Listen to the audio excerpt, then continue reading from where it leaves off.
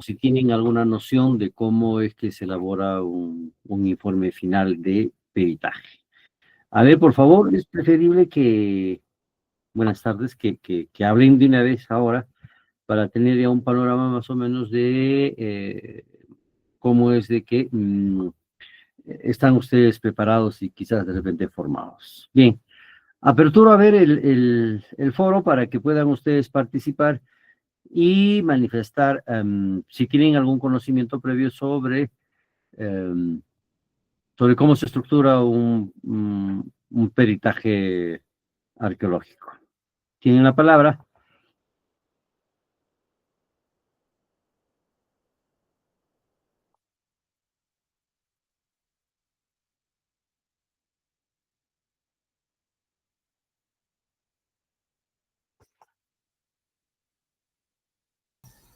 Buenas Profesor, tardes. buenas tardes. Adelante, adelante. Sí, Continúo. adelante. Bueno, peritaje es un informe realizado por un experto que viene a ser el perito, ¿no? Ujú, Sí, en este caso es un perito en arqueología, que es un área específica. ya, Y puede ser para el contexto de proceso judicial o administrativo. ya. Eso es lo- Otra persona, por favor, a ver. Dirija. Profesor, iba a hablar. Doctor Oliver, buenas tardes. Buenas Perdón, tardes. creo que va a terminar mi compañero. Sí, yo iba a intervenir primero. Disculpe. Perdón, disculpe. Llama mi nombre. Sí, Me adelanté. profesor, ya bueno, Sí, sí. Peritaje arqueológico es una evaluación que se hace a restos arqueológicos para determinar más que todo el valor, ¿no? Y la existencia o verídica o sea, la veracidad o la existencia de estos en situ, pues, ¿no? Cuando se presente algún hallazgo o alguna intervención, ¿no? Ya. Ujú. Eh, Buenas tardes, compañeros. Buenas tardes, doctor Oliver. Yo entiendo que el peritaje es una acción que lo va a determinar un arqueólogo, quien está de repente, quien es otorgado mediante una resolución, ¿no? Para que el Poder Judicial tome en consideración su informe y el perito, la función del perito en el caso, por ejemplo, en un monumento que haya sido dañado o destruido, el arqueólogo está en la capacidad de determinar el grado de destrucción que ha tenido el potencial arqueológico, ¿no? Eso es la labor del perito, ¿no? A través de esta tipificación del daño que se da, se va a tomar la sanción, ¿no? Por el judicial o la sentencia que deberá ser dada al infractor, ¿no? En este caso. Gracias. Muy amable, gracias. Arima, por favor.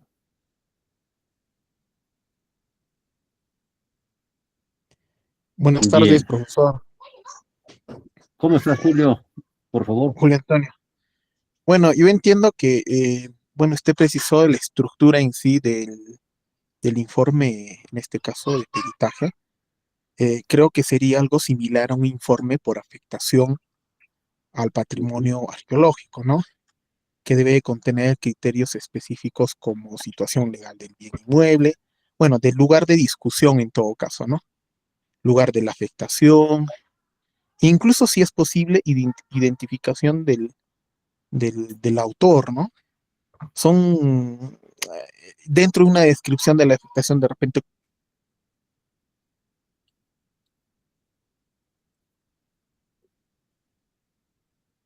¿Qué pasó? ¿Se fue? colocar las áreas, colocar, que están estipulados obviamente en el reglamento y en la ley de procedimientos administrativos de protección al patrimonio arqueológico, ¿no? Nada más, Ujú. por favor. Ah, genial, gracias. ¿Otro, por favor? ¿Alguien más quiere participar? Sí, buenas tardes.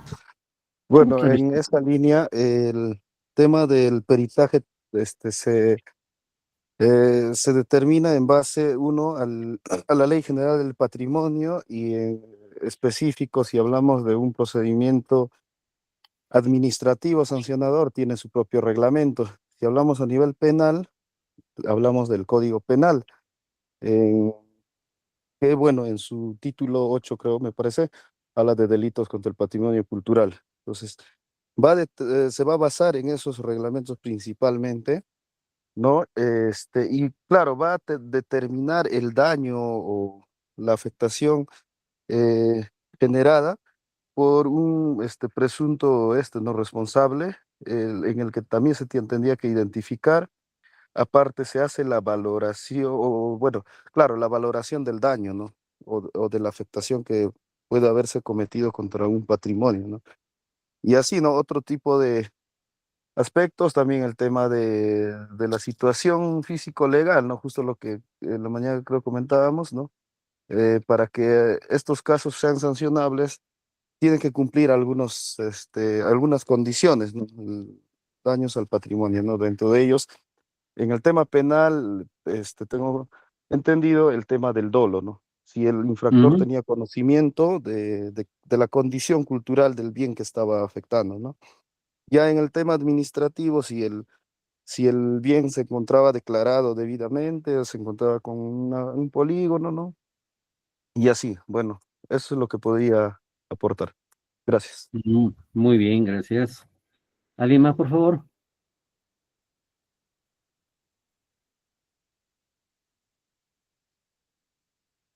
Bueno, muy bien. A ver, ¿me podrían colaborar, por favor, el módulo 4 que habla sobre la estructura del peritaje arqueológico? A ver, de inmediato, La de inmediato. presentación. Sí.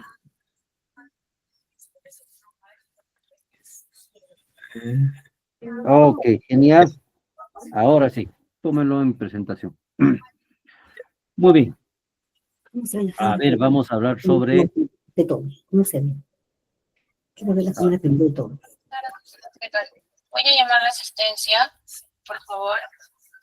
Prendan sus camaritas, atentos, vamos a iniciar. Ahí lo ven.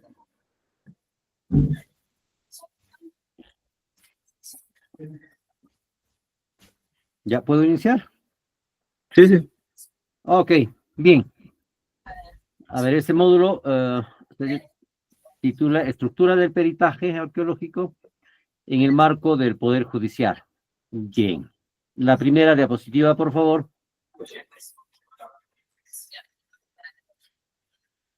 Bien. ¿Cuál es el marco legal del peritaje arqueológico? Evidentemente tiene que estar enmarcado dentro de las leyes nacionales, ¿no? Que es la Ley General del Patrimonio Cultural de la Nación, la 28296, en la cual se establecen políticas de defensa y protección de los bienes culturales. Hay que tener en consideración eso. El marco procesal es otro, ¿no? Dentro del marco procesal hay que considerar justamente el Código Procesal Penal, artículos sobre prueba pericial. Está el Código Procesal Civil, que trata sobre la regulación de la actuación pericial. Ya no es un documento eh, cualquiera, sino que tiene que cumplir ciertas regulaciones. Pero también tiene que considerarse los convenios internacionales, ¿no? Por ejemplo, el de la Convención de la UNESCO de 1970, la Convención del UNIDROIT de 1995 sobre el tráfico ilícito de bienes culturales. ¿Ya? Nos vamos enmarcando dentro de eso. La siguiente, por favor. El perito arqueólogo en el ámbito judicial. Están viendo ustedes ahí a un arqueólogo frente a los restos óseos, ¿no? Entonces, definiendo el profesional especializado, aporta el conocimiento técnico y científico sobre el patrimonio arqueológico en procesos judiciales. Eso es lo que hacemos nosotros. ¿Cuáles son los requisitos? el título profesional en arqueología, la colegiatura, la habilitación, la especialización en peritaje y correspondientemente el registro en el Poder Judicial.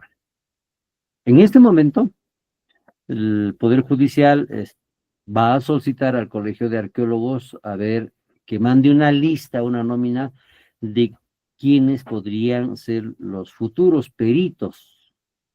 Sucede que ahora el colegio está debidamente inscrito en los registros públicos, tiene personería jurídica, por lo tanto puede avalar a partir de ahora a los arqueólogos que pueden ser considerados.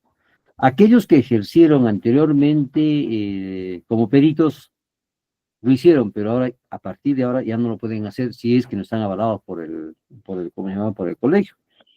A pesar de que se rasquen las vestiduras, que digan que nosotros tenemos una experiencia, sí, pues podrán tener experiencia, pero hay que cumplir la parte formal, ¿no? Entonces la parte formal es esa, en la cual el colegio va a designar a los arqueólogos peritos y justamente ustedes están llevando este curso, ¿no es cierto?, para tener la correspondiente capacitación y poder ser refrendados por el Colegio de Arqueólogos.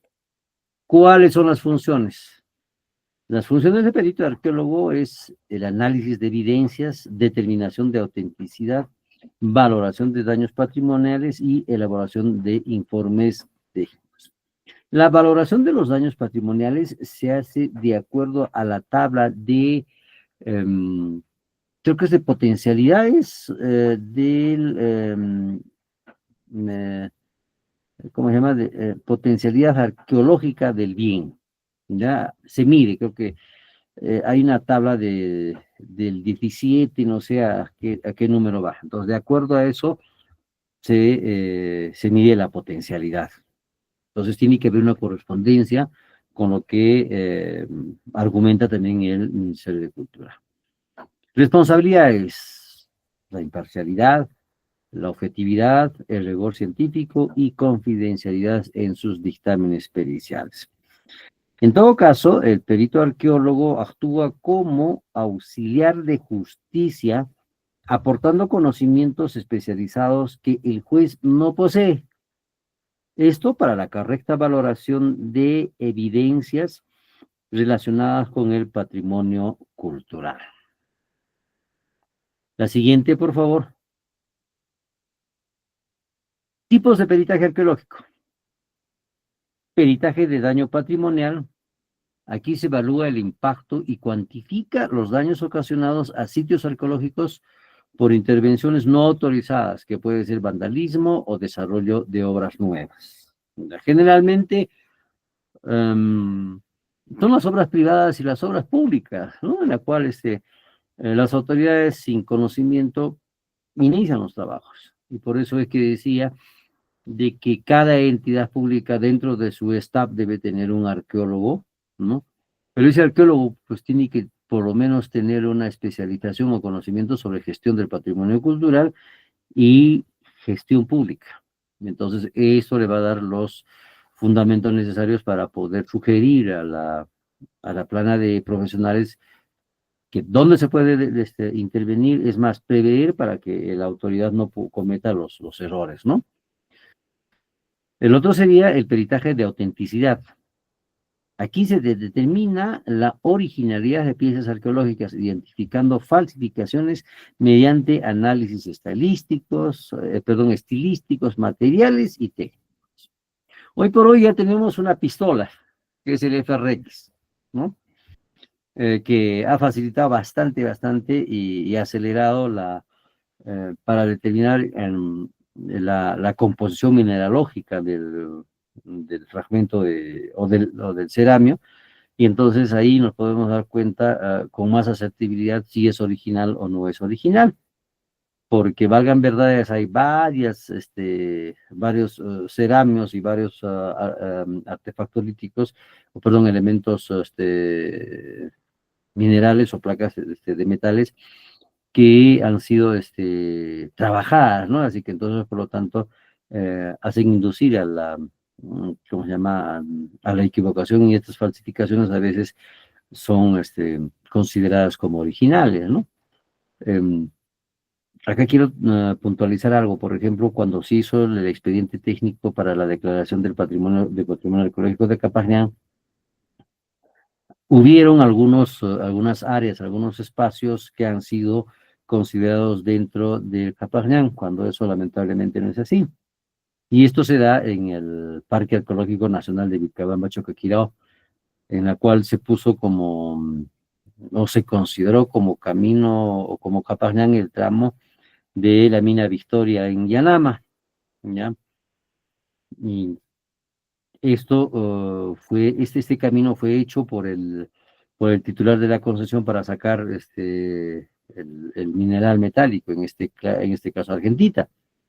Y entonces decía, pues, ¿por qué me están poniéndome este camino que he construido como Capañán? Y eso lamentablemente porque cuando se hacen los expedientes no se envía a las personas correctas, a las personas idóneas que puedan hacer la valoración y realmente determinar si es original o no es original y cuáles son las características que debe cumplir para ser original. Entonces hay que tener bastante cuidado en esto, ¿no? Ahora, peritaje de evaluación. Aquí establece el valor económico de bienes arqueológicos para casos de indemnización, seguros o sanciones por tráfico ilícito. Este aspecto es un poco difícil, porque ponerle un valor económico, establecer el valor económico de una pieza prehispánica es bien difícil, ¿no? A ver, pero para efectos de seguros y todo esto, si por ejemplo se ha valorado una pieza en 100 soles, tiene que multiplicarse por 10. Entonces su valor nominal sería de 1000 soles, ¿no? Así por así, ¿no? Entonces esto de alguna manera estaría recompensando, ¿no? El probable daño que se pudiese haber ocasionado. Peritaje de arqueología forense. Aquí aplica métodos arqueológicos para la recuperación e identificación de restos humanos en contextos legales, ¿no? Esto de la arqueología forense es muy peculiar, ¿no? Porque a veces se han dado enterramientos de cuerpos que no son prehispánicos, sino que son contemporáneos, ¿no? Y ahí también hay que tener bastante cuidado. Ahí sí tienes que tener el auxilio de un químico, de un biólogo, para poder determinar si realmente ese cuerpo o ese resto humano es contemporáneo, cuasi contemporáneo, tiene alguna antigüedad de haber sido ubicada en ese sitio, ¿no? Para que no se confunda con los restos prehispánicos antiguos. Otro, y en la estructura mismo ya, es la introducción y antecedentes, ¿no? Se tiene que hacer una identificación del perito, objeto del peritaje, la autoridad que solicita y descripción del bien cultural analizado. Y si es posible, también se pone, ¿cómo se llama?, el número del expediente, ¿ya?, sobre el cual se está haciéndose el peritaje. La metodología es a través de técnicas empleadas, protocolos seguidos, equipos utilizados y procedimientos de análisis aplicados durante el peritaje. La metodología a desarrollar es muy importante. Análisis de resultados. Se hace una descripción detallada de los hallazgos, características del bien cultural, sobre su autenticidad, estado de conservación y valoración. Y finalmente, en la cuarta parte, las conclusiones y anexos. Acá va el dictamen final, ¿no?, que es una respuesta a las cuestiones planteadas que ha tenido el juez. Se acompaña con documentación fotográfica, análisis de laboratorio y bibliografía consultada. Este análisis de laboratorio es el soporte que le da mayor coherencia, mayor asertividad a las conclusiones que pudiese tener el arqueólogo perito. Entonces el informe pericial arqueológico debe ser claro, objetivo, fundamentado científicamente y responder de manera precisa a las cuestiones planteadas por la autoridad judicial, que está dentro del Manual de Procedimientos Periciales del 2020. Aunque a veces estos van cambiando, ¿no? Porque todo depende de las características que están solicitando en el peritaje para ser valorados adecuadamente en su momento. La siguiente diapositiva, por favor. A ver, por parte del, ¿cómo se llama? Del juzgado que hace una designación, ¿no? El juez nombra al perito arqueólogo de oficio a solicitud de parte, seleccionándolo del registro oficial de peritos judiciales. Ojo, está hablando del registro oficial de peritos oficiales que es avalado por el Colegio de Arqueólogos del Perú. En la segunda parte se hace una juramentación. El perito presta juramento de desempeñar el cargo con veracidad y diligencia, comprometiéndose a aplicar sus conocimientos de manera objetiva. Elaboración del informe, que sería la tercera parte, ¿no? Realiza el estudio técnico-científico de los bienes arqueológicos aplicando metodologías específicas según el caso.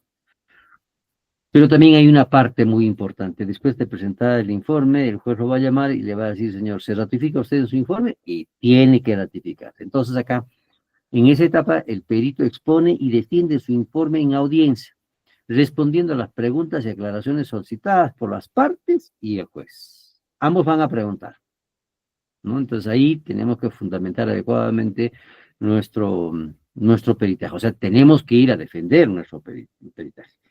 Según el Código Procesal Penal, el perito tiene la obligación de comparecer y explicar el contenido del dictamen pericial cuando sea citado a la audiencia de juicio oral, ¿no? Así que entonces son dos partes, ¿no? Uno es el físico y otro es el oral. La siguiente, por favor.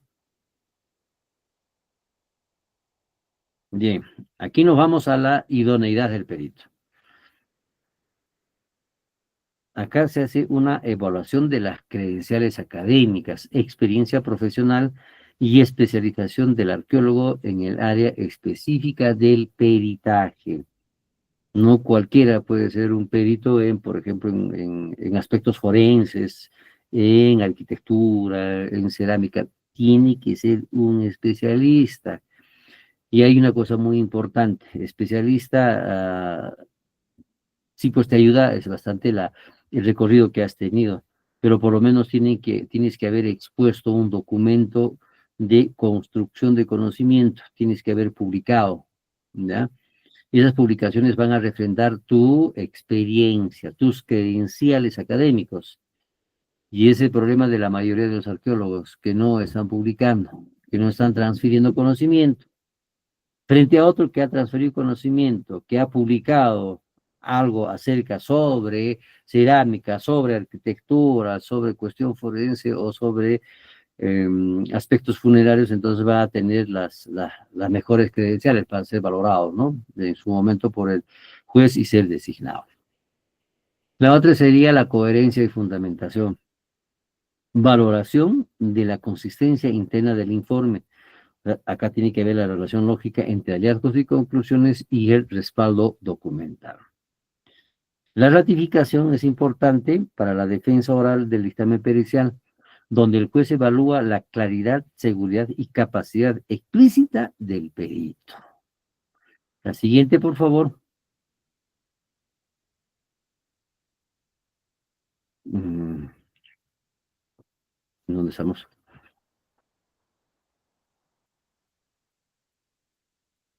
Yo me estoy perdiendo. Bien, ya, gracias. Hay otros puntos también que hay que tratar, que es el tráfico ilícito.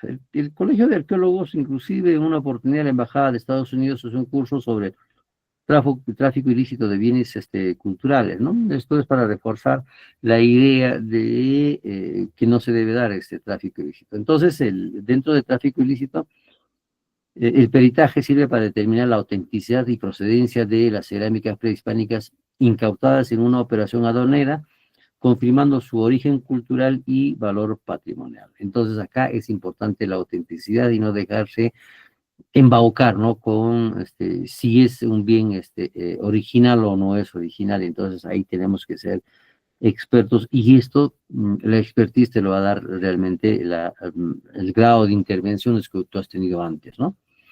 El daño patrimonial es la evaluación del impacto causado por construcciones no autorizadas sobre un sitio arqueológico, cuantificando la afectación y proponiendo medidas de mitigación. Ojo, las medidas de mitigación no solamente las proponemos en en el marco del peritaje arqueológico, ¿no? Sino también se solicita por el Ministerio de Cultura en los proyectos de evaluación arqueológica y los planes de, sí, proyectos de evaluación arqueológica y en los planes de monitoreo arqueológico. ¿Ya? Entonces tenemos que ceñirnos de acuerdo a esta estructura. Ahora, sobre hallazgos fortuitos. Se hace un dictamen sobre restos arqueológicos descubiertos durante obras civiles, determinando su importancia cultural y las acciones legales correspondientes. El año 2006, en el poblado de Marcaconga, en Huamacanchipún, Cusco, se hicieron hallazgos fortuitos de elementos culturales materiales, ¿no? Ornamentos de poder hechos en oro y cerámica. Y entonces, el centro poblado menor hizo ese trabajo y ahí se encontraba fortuitamente. Entonces sucede que cuando se encontró este material, hay una acumulación de gas, el antimonio, y eso le aspiró uno de los, ¿cómo se llama?, de los trabajadores, y lamentablemente se puso mal y después falleció, ¿no? Y la esposa reclamaba, ¿no? Fíjense, mi esposo ha encontrado esto, él ha sido el que ha tenido el primer contacto y ha fallecido, así que entonces a mí me corresponde estos objetos por lo menos para venderlos y que me sirva como una especie de indemnización, ¿no? Esa es la idea que tiene la población, pero una idea mala, pues, así que entonces los hallazgos fortuitos deben ser adecuadamente tratados, ¿no? Ahora vamos sobre la falsificación. Para la falsificación, para no caer en decir que es auténtico, no es auténtico, se hace pues un análisis técnico para identificar piezas arqueológicas falsas comercializadas como auténticas mediante estudios de materiales, técnicas y patrones estilísticos. A esto yo le aumentaría el análisis mineralógico, ¿no? No de secciones del gas, porque esa es una actividad invasiva, ¿no? Porque se tiene que fragmentar el ceramio. Pero en el Cusco son unos expertos pues haciendo esto, ¿no? Las tiendas de artesanía ofrecen, ¿no? Algunos dicen que es una copia, ¿no? Y otros no dicen nada simplemente porque quieren recibir pues una economía un poco más fuerte, ¿no? Venderlo un poco más caro. Entonces, hay casos presentados que se basan en experiencias documentadas en procesos judiciales relacionados con el patrimonio arqueológico en Latinoamericana durante la última década. Esto no solamente pasa en el Perú, se da en México, se da en varios otros sitios que tienen pues un alto compromiso arqueológico, tienen evidencias, ¿no? Y los países que tienen este rico patrimonio. La siguiente, por favor. ¿Cuáles serían los desafíos y las recomendaciones? Los principales desafíos, después la escasez de peritos arqueólogos especializados en el ámbito judicial. Eso sí hay que reconocer. También hay una limitada comprensión del valor patrimonial por parte de operadores judiciales. Y esto ya se da con mucha frecuencia, ¿no? Los operadores judiciales, los abogados, asumen el rol de ser arqueólogos, ¿no? Y son ellos los que a las finales ponen, ¿no? Los términos, lo que les conviene a ellos, pero lamentablemente no se ajustan a la realidad, ¿no? Yo les voy a contar un caso en la otra parte que tuve en la calle, digo, en la Plaza Nazarena, ¿no? Con esto de las pintas de los chilenos que se hicieron ya en su debido momento. ¿Cuáles serían las recomendaciones? Hay que implementar programas de capacitación especializadas en peritaje arqueológico como el que está haciéndose ahora, en el cual están participando y están recibiendo alcances de cómo se debe actuar éticamente, cómo se debe elaborar un peritaje, cuáles son las acciones que se deben seguir, ¿no? Y también establecer protocolos estandarizados para la elaboración de informes periciales. Cada juzgado te pide, de acuerdo a la complejidad de sus casos, el peritaje, ¿no? El juez te especifica, quiero esto, quiero esto, quiero esto. Pero yo creo que la complementación se debe hacer a través del establecimiento de protocolos estandarizados, ¿no? Y esto yo creo que acá tiene la tarea del Colegio de Arqueólogos, que creo que debe salir una especie de protocolo de este curso, ¿no? Bien, la protección efectiva del patrimonio cultural arqueológico requiere de una estrecha colaboración entre las instituciones culturales y el sistema de justicia, con peritos debidamente capacitados y reconocidos. Esto está dentro de los lineamientos para la protección del patrimonio cultural del Ministerio de Cultura del año 2023. Y finalmente, ¿no?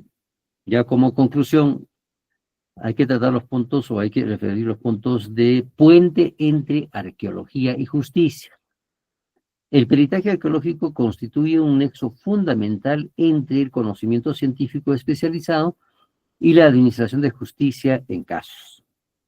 También hay que ver que estén relacionados con el patrimonio cultural. El otro sería el rigor metodológico. Acá sí es importante.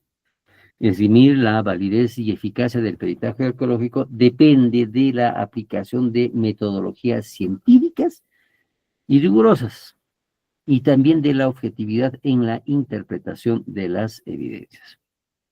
Finalmente recae en la protección patrimonial. El sistema judicial apoyado en el peritaje arqueológico es pues una herramienta esencial para la protección efectiva del patrimonio cultural frente a amenazas como el tráfico ilícito y el daño patrimonial. Todo esto, ¿no es cierto?, conlleva a que el peritaje arqueológico no solo contribuye a la resolución de casos judiciales, sino que fortalece la conciencia social sobre la importancia de preservar nuestro legado cultural para las futuras generaciones. Ok, hemos terminado con esa parte, y si tienen algunas consultas, por favor, pueden participar. ¿Les quedó claro esa parte? Ahora, yo creo que es menester de que se les alcance toda esta información para que ustedes puedan volver a hacer una retroalimentación y poder tomar en consideración. Evidentemente, les estoy manifestando de que cada juzgado tiene su forma de solicitar ¿cómo se llama? El peritaje, ¿no? El juez te va a te va a pedirte que mejores el peritaje, que eso, aquello, así que tú tienes que actuar con ética, más que todo con precisión y objetividad al momento de alcanzar el informe final. Finalmente son informes preliminares y evidentemente el sustento legal se ejerce en el sustento que se tiene que dar ante el juzgado. Bien, muchísimas gracias. A ver, ¿alguna pregunta sobre el punto?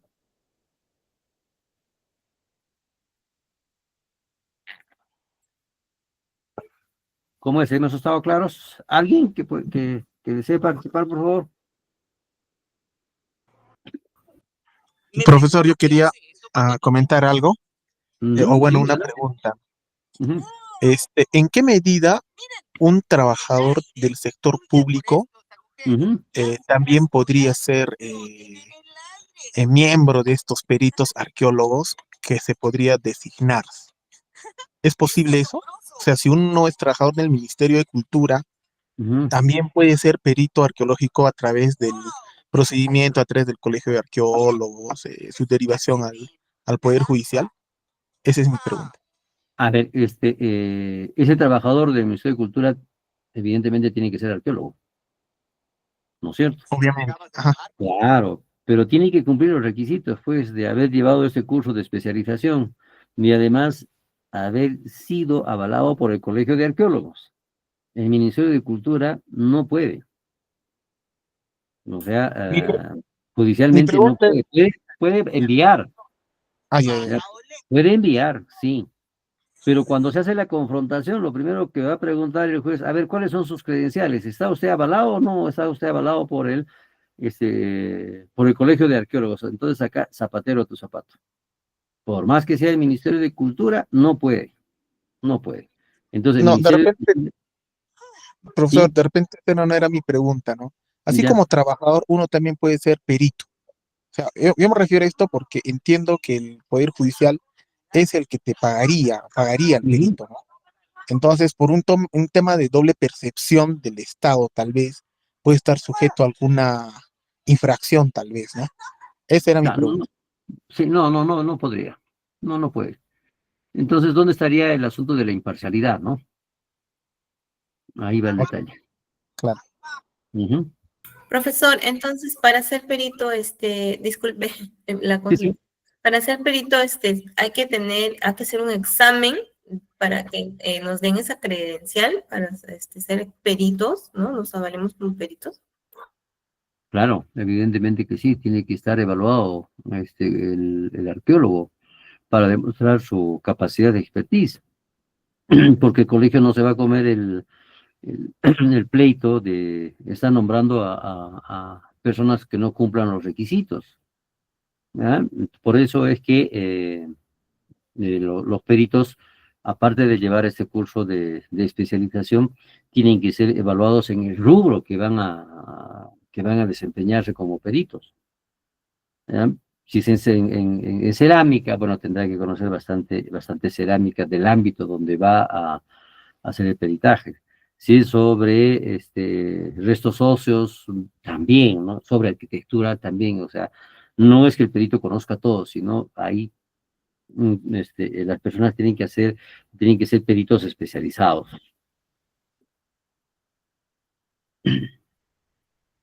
No sé si habría cumplido en responder. ¿Alguien más, por favor?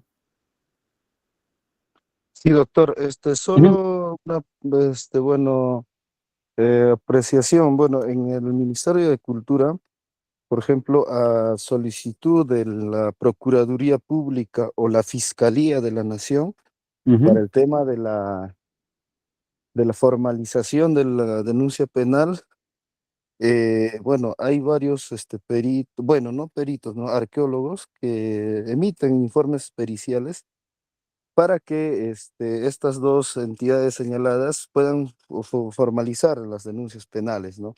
Pero nunca supe en qué terminó esto, ¿no? La sentencia o el proceso ya para la sentencia. Entiendo que lo que usted ha expuesto ya va en esa etapa, ¿no? Más ujú. avanzada del proceso, donde ya prácticamente el juez se va a basar en el informe del perito, ¿no? De lo que usted ha detallado muy bien, para determinar la sanción, ¿no? A nivel penal, ¿no?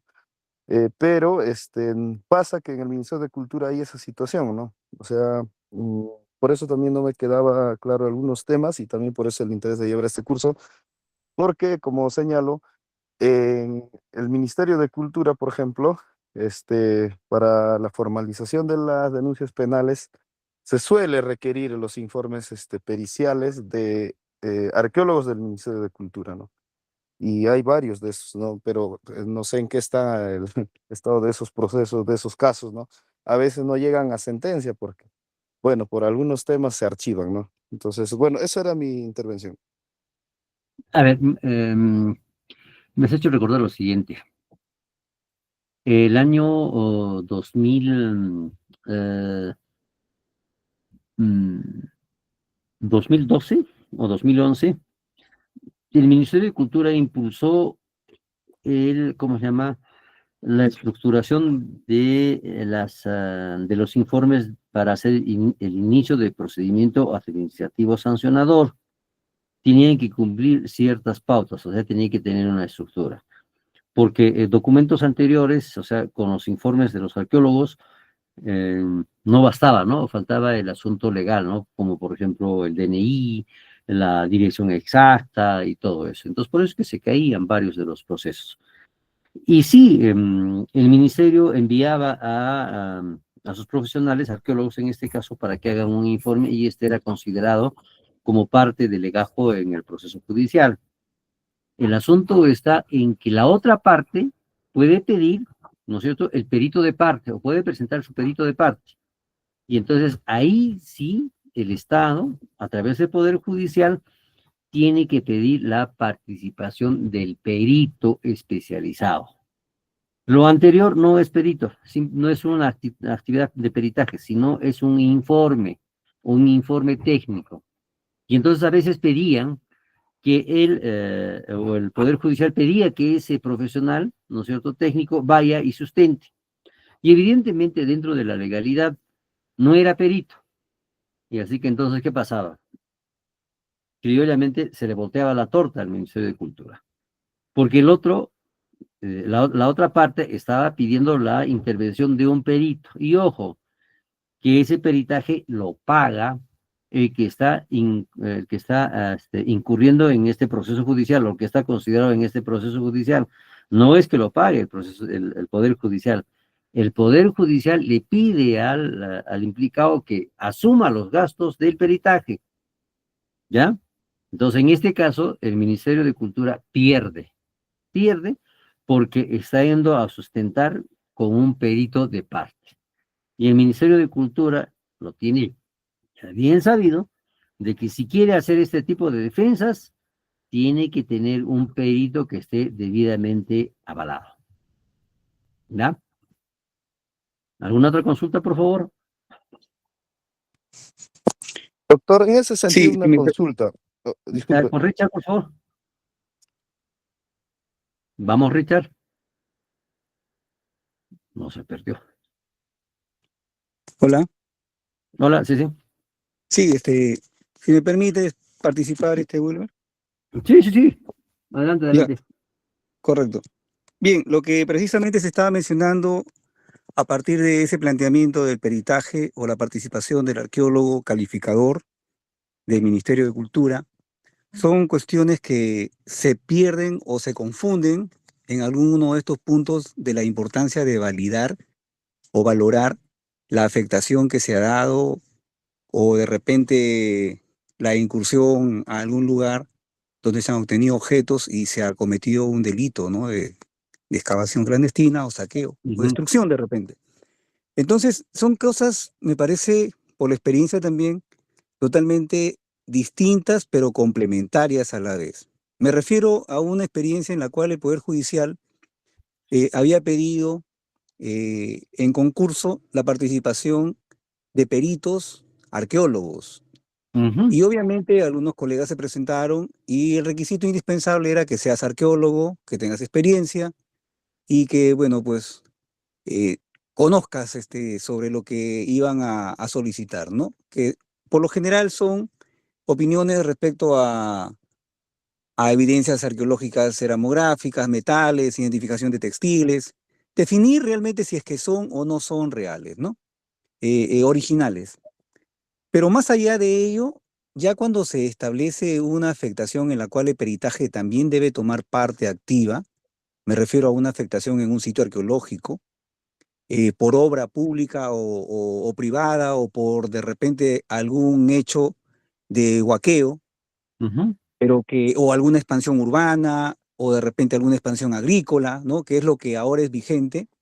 Entonces, el calificador, el arqueólogo, que corresponde al área de defensa del patrimonio cultural, emite el informe verificando la afectación, corroborando la participación o identificación de una persona y finalmente se le pide, después de ese informe técnico, se le pide el informe valorativo, cuantificando el daño y cuál es la promoción de sanción que se va a inspirar a partir de esa valorización en un término ya de procuraduría, en un término de sanción por la afectación, ¿no? El procedimiento administrativo sancionador ya concluido con esa resolución de sanción. Pero ello está ayudado también con el informe legal, que es el que precisamente complementa al informe técnico y que tiene a este informe técnico como un fundamento para poder generar el efecto punible del hecho que se ha dado, ¿no? Eso es lo que ocurre en el Ministerio de Cultura. También el arqueólogo, no necesariamente el perito, sino el arqueólogo, participa en las actividades que ya corresponden a la investigación, tanto policial como fiscal, incluso judicial, pero no participa como perito, sino como participante, como veedor, de repente como el responsable del Ministerio de Cultura para que haya verificado y para que dé fe del delito que se ha cometido, de la afectación que se ha cometido. El perito, por otro lado, es el que precisamente es lo que manifestaste, ¿no? El perito es el que ya se encarga, que puede ser de parte a solicitud de la persona que podría contradecir o apelar a que la afectación no es tal, pero el perito en ese momento de haberse realizado la afectación ya tendría que basarse en la información primigenia del arqueólogo que salió a campo y verificó. Ujú. Entonces, habría por eso digo, ¿no? Es una cuestión contradictoria, pero también complementaria, porque basándose en el primer informe que tiene de parte del arqueólogo calificador o del arqueólogo que ha salido a verificar, entonces el perito, para poder ser de parte, va a tener que dar una opinión supuestamente favorable a quien ha sido denunciado. Entonces, allí precisamente yo encuentro ese conflicto, ¿no? De la responsabilidad grande que existe de ser perito. Si tratamos nosotros de visualizar al perito como un responsable o un participante dentro del proceso, pero del Poder Judicial realmente, entonces va a tener que calificar la afectación o el delito para sentencia, más no para exclusión o de repente declaración de inocencia de parte del afectante. Repito, ¿no? Para mí es un poco conflictivo y ahí va a venir a depender bastante la capacitación y sobre todo la coordinación que exista y la responsabilidad del perito mismo para que no cometamos errores cuando tengamos esa función precisamente de ejercer el peritaje. De otra parte, el Ministerio de Cultura termina el proceso de procedimiento administrativo sancionador cuando ya se emite la sanción, que obviamente está sujeta a apelación, ¿no? A reconsideración de parte de quien ha sido sentenciado administrativamente en este caso, ¿no? Lo Ujú. que la parte judicial o la parte penal va caminando de otra manera, paralelamente. Entonces, ahí es donde entraría a tallar el perito, en este caso, ya específicamente el perito arqueológico, ¿no? O el perito arqueólogo. Genial, tu participación es genial. Tú no sabes cómo redunda mm, lo que estamos tratando. Hay una situación ahora que estos aspectos no se habían tomado en consideración, ¿no? Porque cualquier arqueólogo con la experiencia suficiente podía ser perito, ¿no? Y entonces esto no estaba regulado. A partir de ahora, a solicitud del Poder Judicial, que está diciendo, a ver, señores, Colegio de Arqueólogos del Perú, designen ustedes a sus peritos. Y realmente nos hemos visto con las manos atadas porque había que regular todo este aspecto.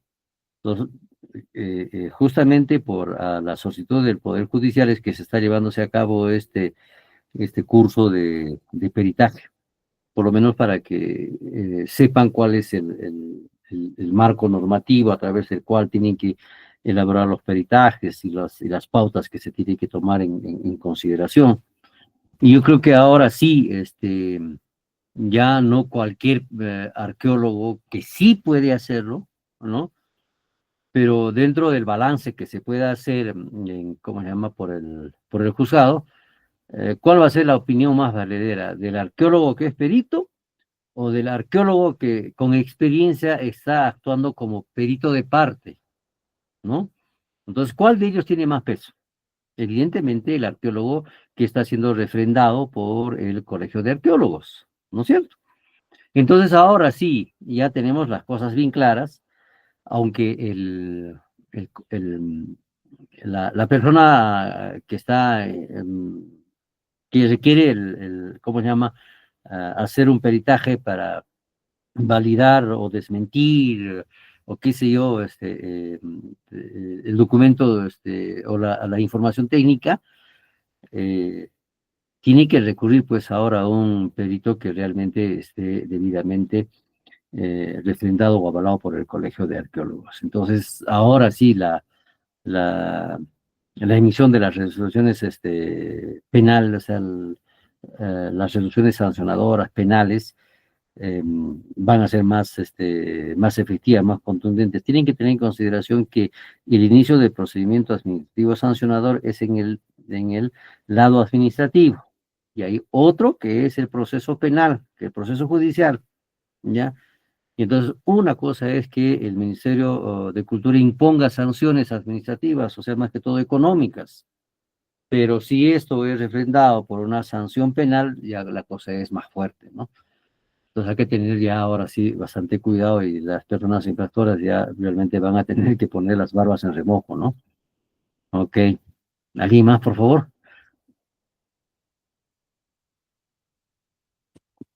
Doctor, disculpe, No, no sé si podría consultarle. Por ejemplo, hay sí, un sí. caso emblemático, creo, de la demolición del Hotel Sheraton de Cusco, ¿no? No sé si Ujú. usted conoce todo el proceso, que nos puede Sí, sí, sí. ilustrar, porque ese caso, que tenga entendido, ha pasado por un proceso administrativo sancionador, y también creo que hay una sentencia del Poder Judicial el año pasado, ¿no? Que le ordena la demolición, pero a costo del Ministerio de Cultura por no haber por haber omitido algunos aspectos, ¿no? Y creo que en estos casos nos serviría bastante de referencia también.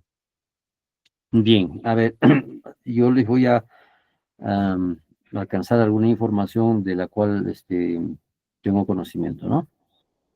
En un inicio, los propietarios compraron un lote, y entonces la intención de ellos siempre fue la construcción de una infraestructura, ¿no? Hotelera.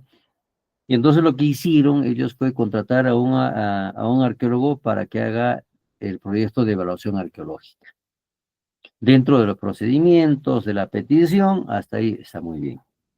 Luego se anexó otro lote donde también se hizo la evaluación arqueológica. Hasta ahí todo está muy bien. Todo esto supervisado por el Ministerio de Cultura.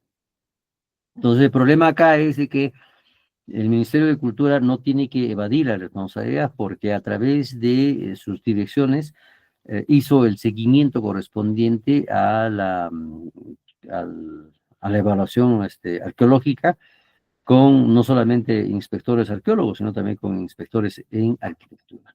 Pero para la primera parte, sobre la evaluación arqueológica, estaban participando evidentemente los técnicos en arqueología, ¿no? Los inspectores arqueólogos.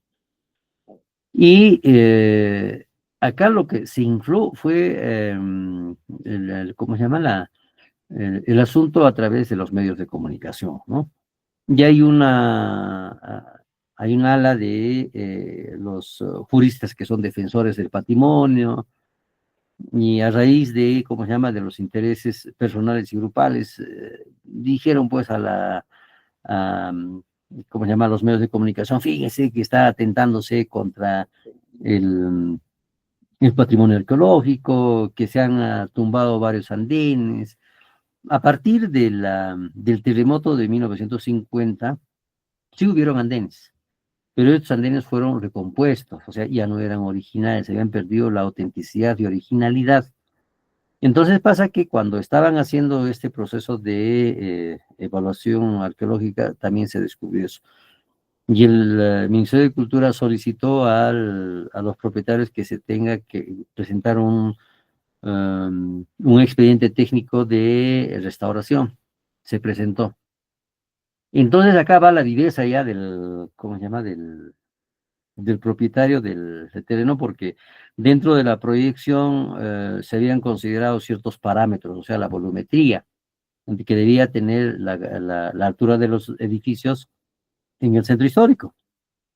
Entonces pasa que hay una comisión ad hoc, tanto de la municipalidad, en la cual están incorporados los técnicos de la municipalidad y también algunos delegados del Ministerio de Cultura, en este caso de la Dirección Desconcentrada del Cusco.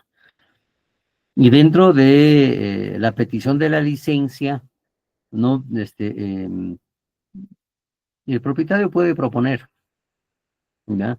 Y entonces propone una volumetría inclinada, ¿ya?, desde la parte de arriba, ¿no?, lo que está conectando con el Colegio Salesianos, hacia abajo, y así que entonces evidentemente ellos podían ganar mayor volumetría. Y el problema ha sido en esta comisión, que autorizó esa volumetría que había sido propuesta por los peticionantes.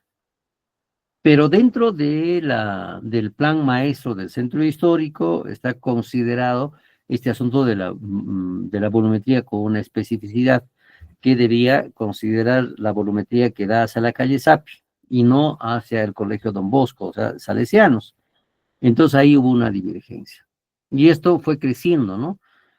Y lamentablemente hubieron muchas personas involucradas, se cambiaron algunos planos, o sea, no se siguieron las pautas y evidentemente porque habían favoritismos, ¿no? Y hay que decirlo acá a clara, a ciencia cierta, teniendo documentación, el exdirector de la Dirección Desconcentrada de Cultura, el señor Ruiz Caro, tenía una vivienda al lado, que con estos trabajos, en la parte de encima, que con estos trabajos que se venían realizando, habían socavado las cimentaciones y se habían presentado algunas agrietaduras, ¿no? Y entonces al director le convenía de que se acelere en el proceso de construcción y le convenía en buena cuenta de que se tome la volumetría, la más alta de la que estaba hacia el colegio Salesianos. Hubo todo un procedimiento y todo eso se llegó al asunto de que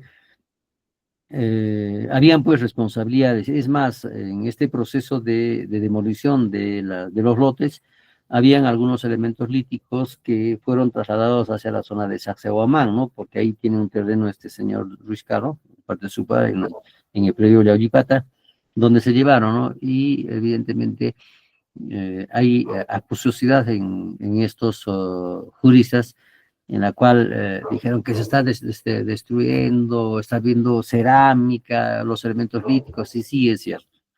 Entonces tampoco respetaron los procedimientos de un proyecto de evaluación arqueológica ni de un plan de monitoreo. Entonces ese fue el problema, ¿no? Y esto fue agrandándose.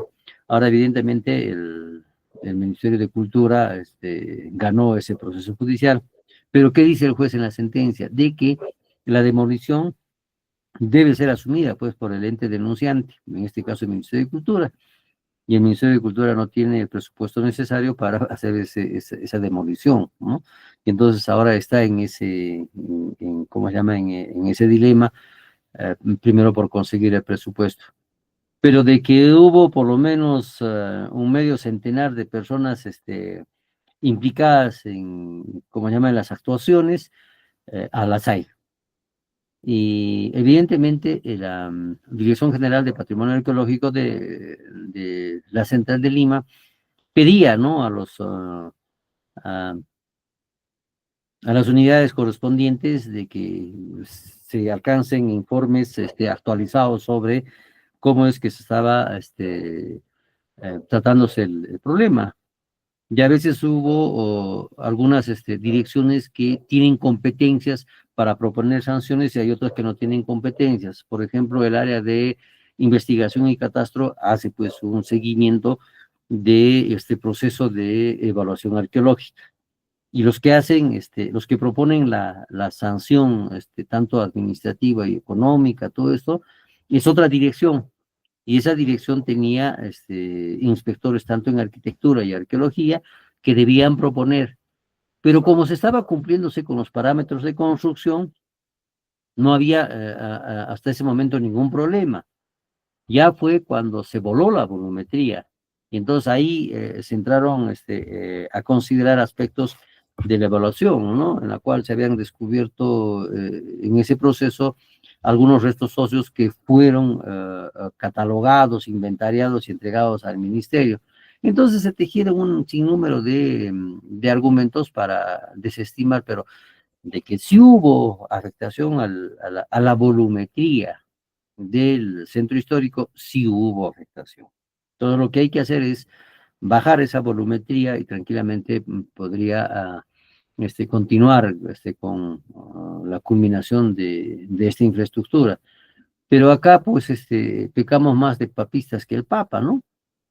Y evidentemente hay intereses muy, muy personales de esta de este grupo de juristas que son apoyados pues por los medios de comunicación. O sea, ha sido una bola de humo bien fuerte, una cortina de humo bien fuerte para, ¿cómo se llama? Para demostrar de que no se estaba haciéndose adecuadamente el procedimiento. Y intervino la UNESCO, o sea, todo el mundo intervenía, ¿no? De la mejor forma, se hicieron foros y todo esto, pero lamentablemente nunca se atacó el problema de raíz, que los procedimientos en la evaluación arqueológica, hasta dónde se ajustaban y estaban adecuadamente elaborados. Y a partir de qué punto se empieza a tergiversar, por ejemplo, con la afectación de la volumetría, ¿no? Yo creo que todavía se sigue en este proceso judicial y ha ganado el ministerio y todavía no se ha ejecutado la sentencia. Es lo que te podría manifestar a grandes rasgos sobre este problema. Bien, ¿alguien más, por favor?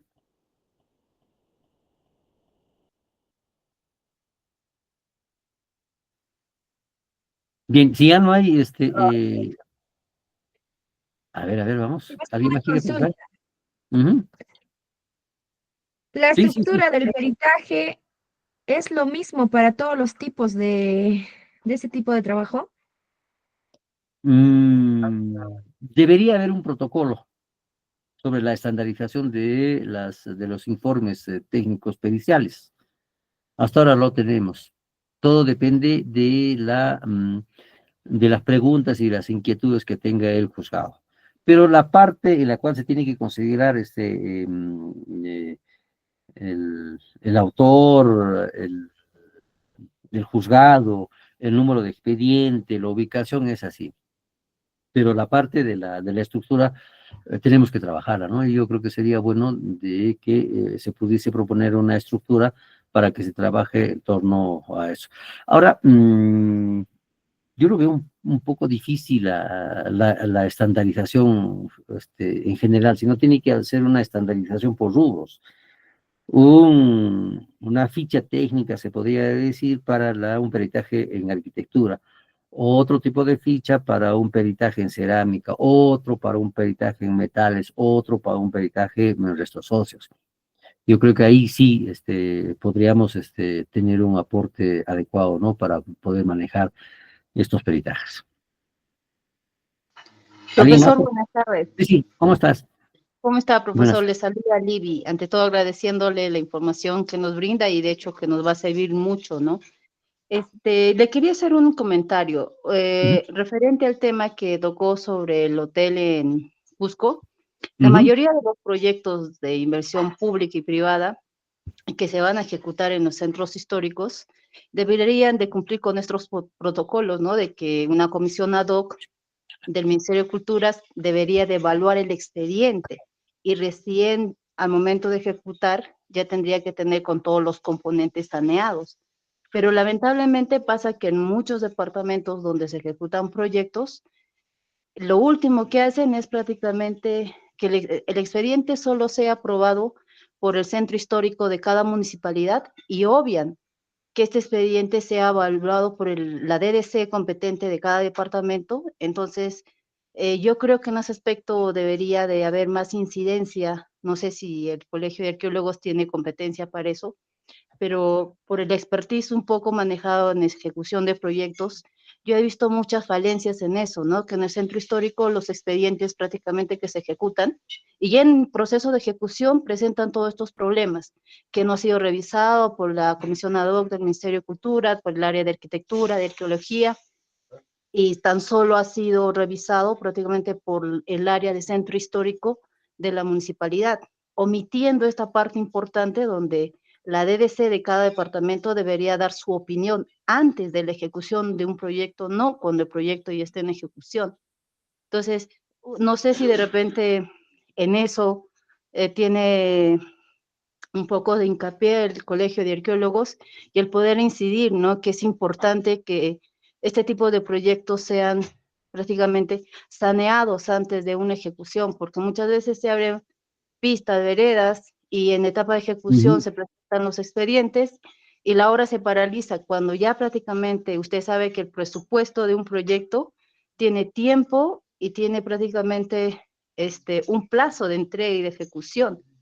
Y lamentablemente no todos los proyectos cumplen con estos protocolos que deberían de ser prácticamente en un debido momento deberían de ser evaluados con la debida, con las áreas respectivas, ¿no? Puntualmente esa era mi consulta y agradeciéndole por la respuesta. Gracias, profesor. Ok, a ver. Cierto, pues en las comisiones ACDOC tienen participación el Colegio de Arquitectos, el Colegio de Ingenieros, con sus diferentes capítulos, ¿ya? Y el Colegio de Arqueólogos no tiene participación. Y esto porque lamentablemente los arqueólogos siempre hemos sido considerados la piedra en el zapato. Y hay que decirlo eso claramente. Entonces, ¿qué hace el municipio? Solamente recurre a estos colegios para que sean miembros componentes de esa comisión ad hoc. Sin embargo, el Ministerio de Cultura tiene profesionales, ¿no? En este caso, arqueólogos que participan como Ministerio de Cultura o como arqueólogos del Ministerio de Cultura. Pero el Colegio de Arqueólogos todavía no tiene cabida. Y yo creo que ya es hora de que el Colegio de Arqueólogos envíe sendas notificaciones en el cual se tenga que considerar al Colegio de Arqueólogos también en la participación de esta comisión ad hoc. Y evidentemente se toman pues decisiones unilaterales, ¿no? Y ahí tienen mayor importancia, no sé, no quiero tomarlo como eso, pero mayor preponderancia la opinión del Colegio de Arquitectos, ¿no? Bueno, porque es un centro histórico, hay bienes inmuebles, ¿no? Y que lo que se ve es más que todo la volumetría, la propuesta del diseño, todo eso. Pero para hacer una construcción se tiene que hacer cimentaciones, y ahí sí entraría el Colegio de Arqueólogos con con el personal especializado para verificar si se está afectándose o no se está afectándose. Y entonces yo creo que este es un aspecto muy, muy importante, porque el Colegio de Arqueólogos ya debe ser parte de esta comisión ad hoc, ¿no? Yo creo que regularizando todas estas participaciones se puede tener un control efectivo. Pero también hay otra situación muy importante, el de la tramitología y de la burocracia. Ese es un gran problema. Se cuenta con un cronograma y un presupuesto por parte de las personas que quieren hacer ese tipo de trabajo. ¿Saben qué? Hay algunas obras que tardan más de un año en conseguir la licencia, porque lamentablemente, entre comillas, la carga de trabajo del Ministerio de Cultura es muy fuerte. Y entonces se necesita mayor cantidad de técnicos para poder decidir sobre si se hace o no se hace. Pero también está el asunto de que nadie quiere agarrar esa papa caliente, nadie quiere asumir esa responsabilidad, porque justamente no hay una capacitación para tomar las decisiones. Y los arqueólogos tenemos que tener la capacitación debida para tomar las decisiones en ese momento, para que no se destruya el patrimonio, porque esto es una cuestión irreversible. Se destruyó y se destruyó, se perdió la autenticidad, ya no se va a poder volver a reponer. Y así que entonces tenemos que desarrollar nuestras capacidades, tenemos que invertir en nosotros mismos para poder responder en su debido momento. Es por eso que hay una exigencia bien fuerte en torno a los arqueólogos, y por eso es que la mayoría de las municipalidades casi no quieren a los arqueólogos, porque son piedra en el zapato, porque las sugerencias que nosotros hacemos se pueden caer, ¿no? Porque los proyectos ya están elaborados, cuentan con un presupuesto, cuentan con un cronograma, pero cuando el arqueólogo dice, no, ustedes están considerando un área que tiene un potencial arqueológico muy fuerte, entonces pues cambia esto, ¿no? Por eso es que incidía en que debe haber una participación dentro del staff de profesionales en los organismos públicos para poder estar dentro de las oficinas de proyectos y poder consultar al arqueólogo, ¿no? Si se puede o no se puede hacer. Con ese tipo de intervenciones yo creo que se podría desacelerar, se podría arreglar, como se llama estos procedimientos, ¿no? De obtención de licencias. Bien, gracias. ¿Alguien más, por favor? ¿Alguien más?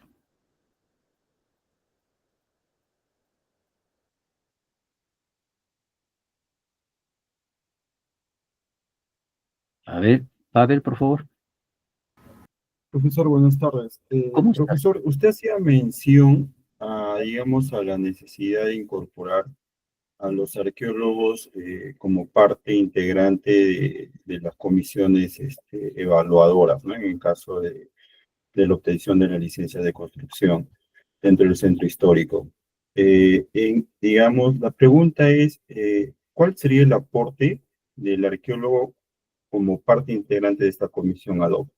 O perdón, de esta comisión evaluadora, porque recordemos que la comisión evaluadora en temas de autorización para licencias de construcción en el centro histórico está conformado por 2 arquitectos del Colegio de Arquitectos, valga la redundancia, que ellos designan, uno de ingenieros y un representante del Ministerio de Cultura, que en este caso es un arquitecto.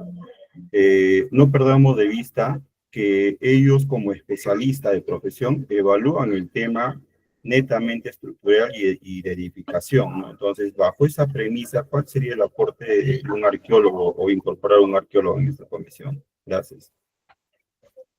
Bien, la mayoría de las veces en las cuales participa un miembro del Ministerio de Cultura, o son arquitectos o también son arqueólogos, o sea, van 2 juntos, o sea, no puede ser un arquitecto solamente, también tiene que estar acompañado por un arqueólogo o el arqueólogo tiene que estar acompañado por el arquitecto.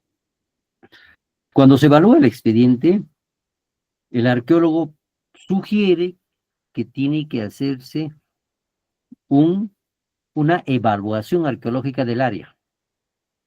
Después de la evaluación arqueológica, cuando se está ejecutándose ya la obra, se pide el plan de monitoreo arqueológico. ¿Qué estamos haciendo con esto? Estamos salvaguardando, ¿no es cierto?, que no se afecte evidencias arqueológicas que están soterradas. Se documenta adecuadamente.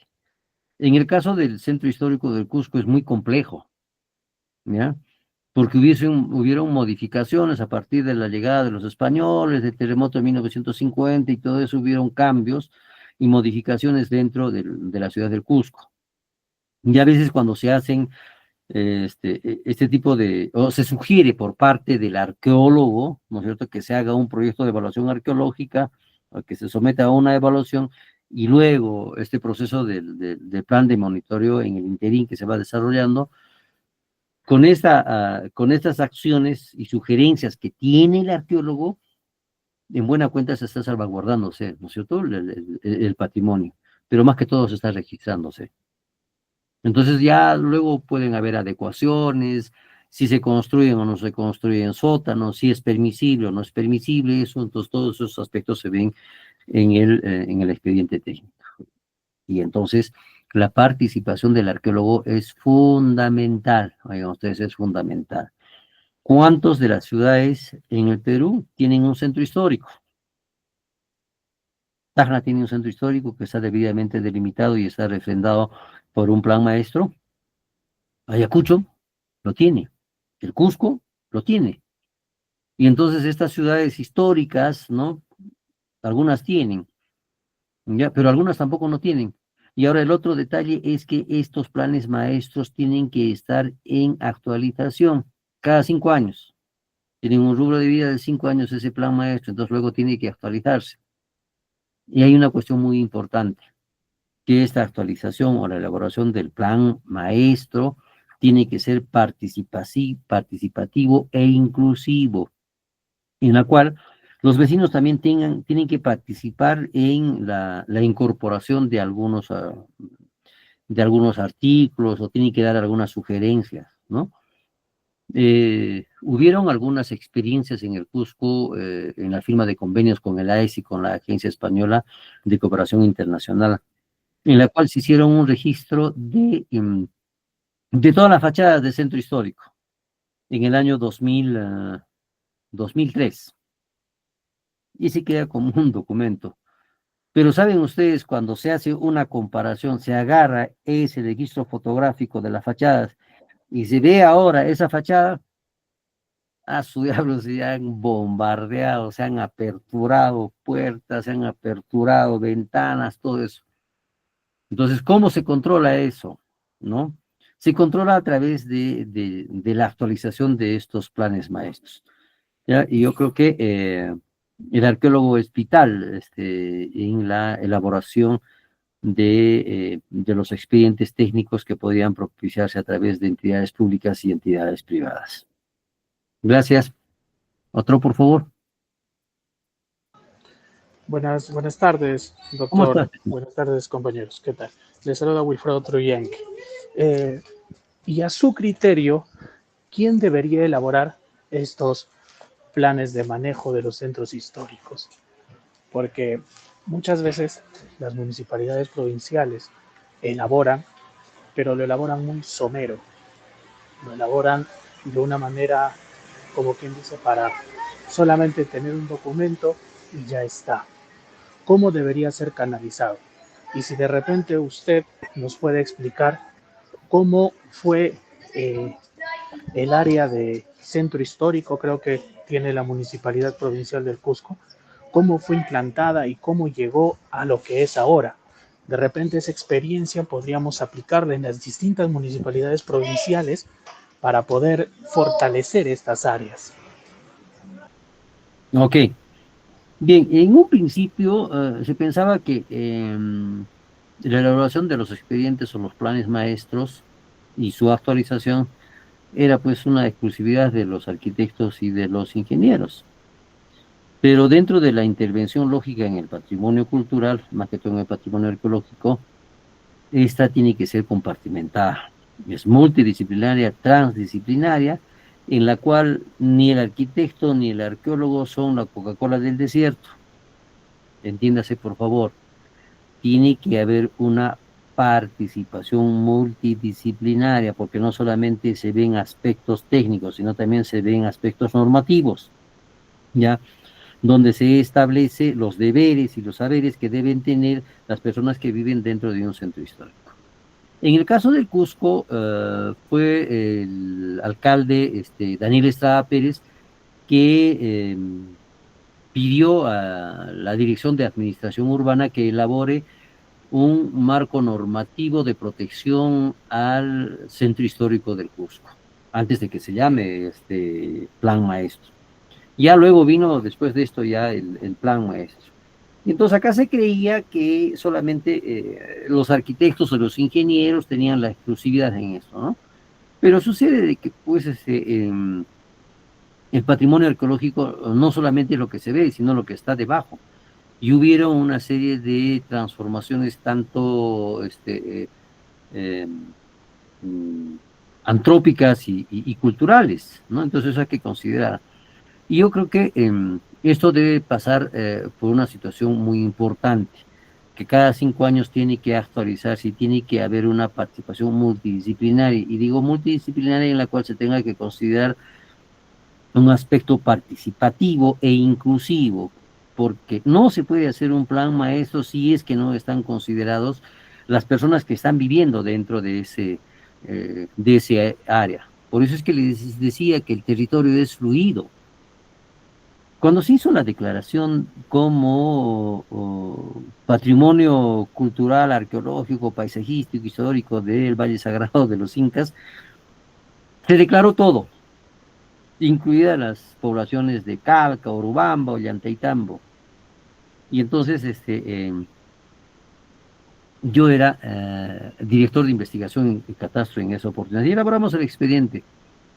Y entonces de Lima nos respondieron desde el punto, con opiniones desde el punto de vista legal, de ingeniería y de arqueología, en que tienen que hacerse delimitaciones puntuales, no se puede poner a todos. No se puede declarar el río Vilcanota como patrimonio porque es una cosa que está fluyendo.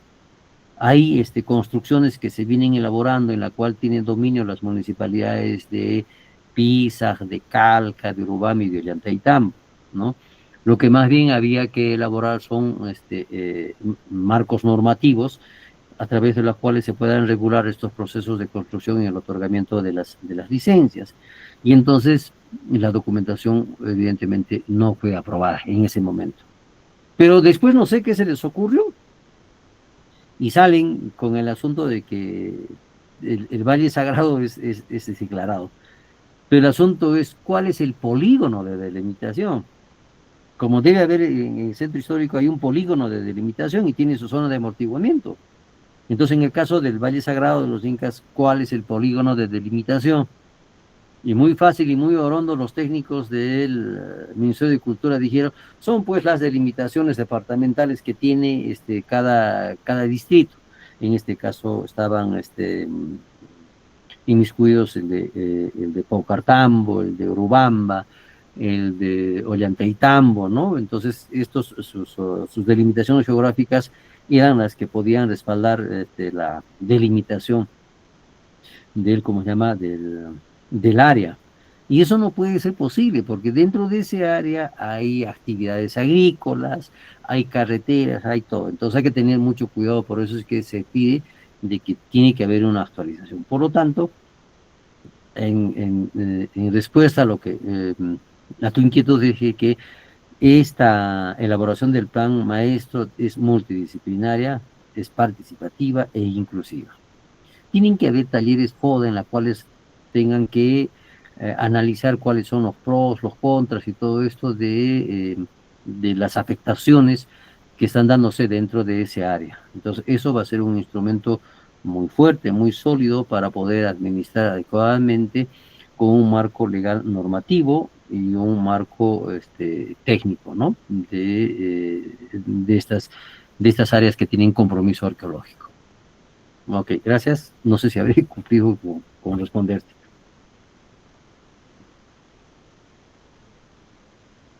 ¿Alguien más, por favor?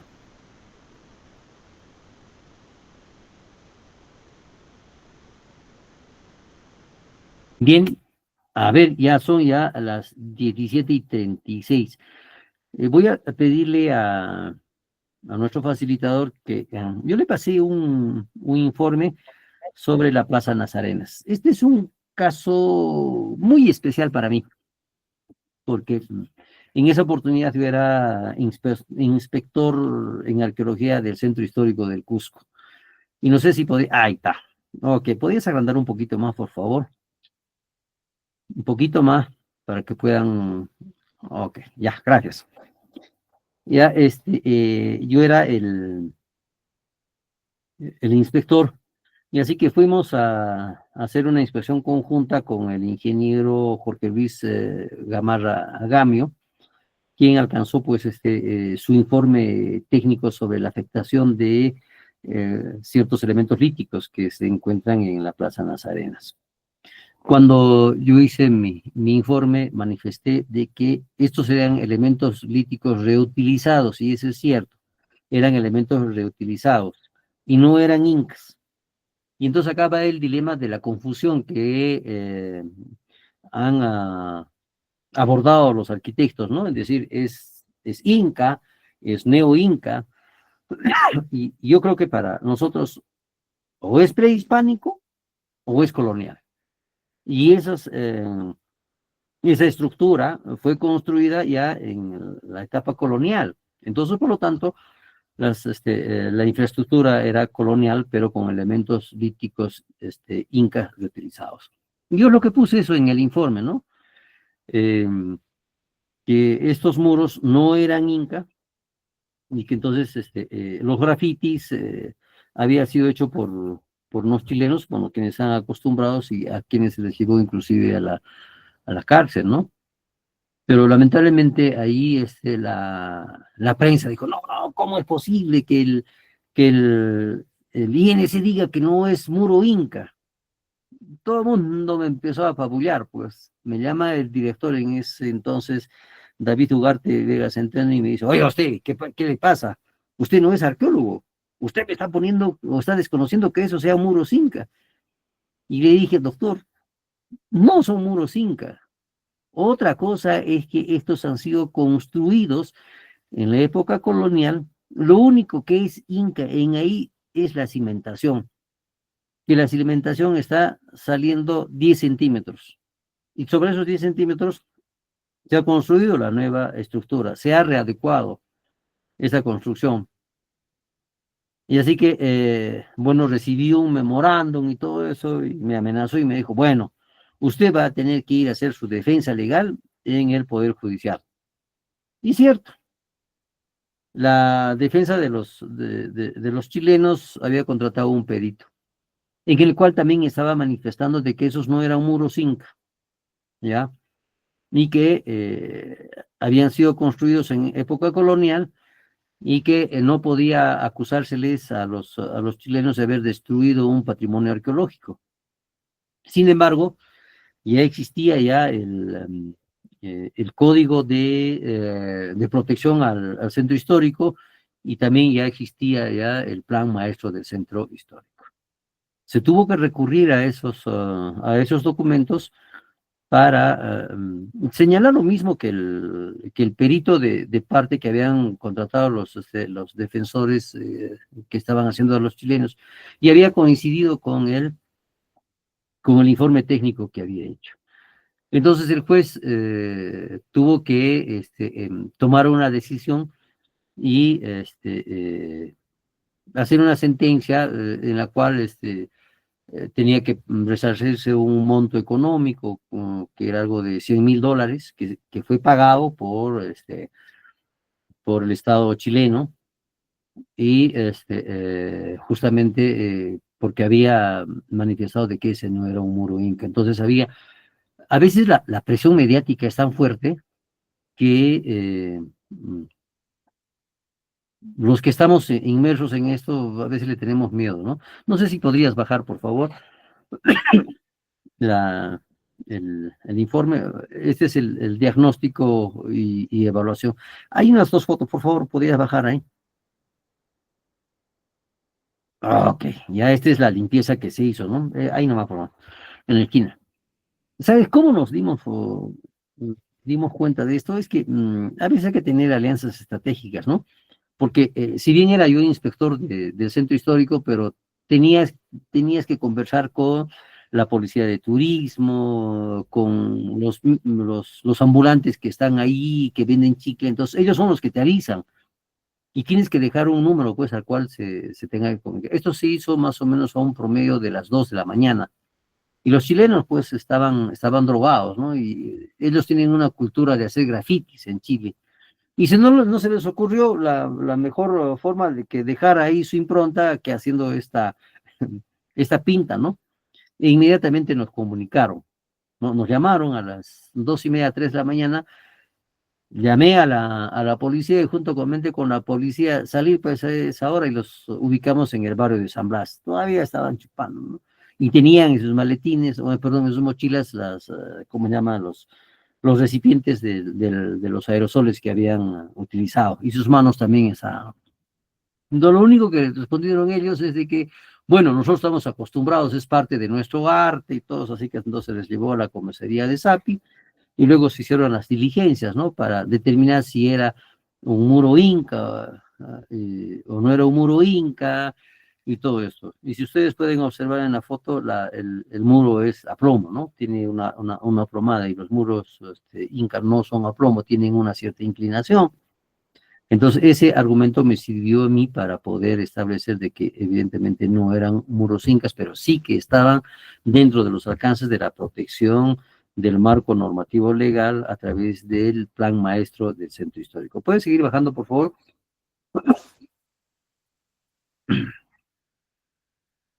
Ahí está, ¿no? Es el detalle de las grafías. Habían sido hechos en base a 2 colores, el azul y ¿cómo se llama? El blanco. El problema con estos grafitis es que la pintura penetra más en los poros de los elementos líticos.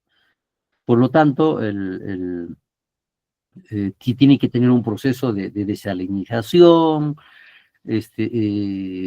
para poder quitar esta pintura, y además pierde el cromatismo, ¿cómo se llama? O el color de la piedra, ¿no? Porque ese cromatismo está expuesto al intemperismo y adquiere una cierta tonalidad. Eso es lo que se había afectado. Y evidentemente no podemos permitir, ¿no? De que este tipo de grafitis se esté dándose. ¿Puedes bajar, por favor? ¿Puedes seguir bajando? Y aquí está ya el estado actual luego de los tratamientos de evaluación. Si bien es cierto, el muro no ha quedado como tal porque se afectó ¿cómo se llama? El color, ¿no? El cromatismo del muro, pero ya se recuperó. Actualmente ya han pasado ya muchos años, ya bueno, ha recuperado ese cromatismo, esa coloración. Pero insisto, de que estos elementos líticos son incas, pero el muro no es inca, ¿ya? Repito, esto sirvió como argumento al juez para dictar la sentencia. La siguiente, ¿puede seguir bajando, por favor? Sigue, por favor. Continúa.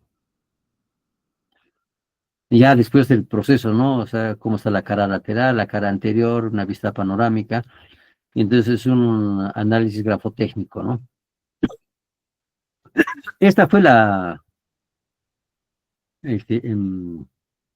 también hicieron el grafite en la calle Abogpinta, ¿no? Y este era otro tipo de muro, otro tipo de mampostería, ¿no? Ya no son elementos líticos, a ver, este término se me escapa ¿no? Disculpe, cuadrados, ¿no?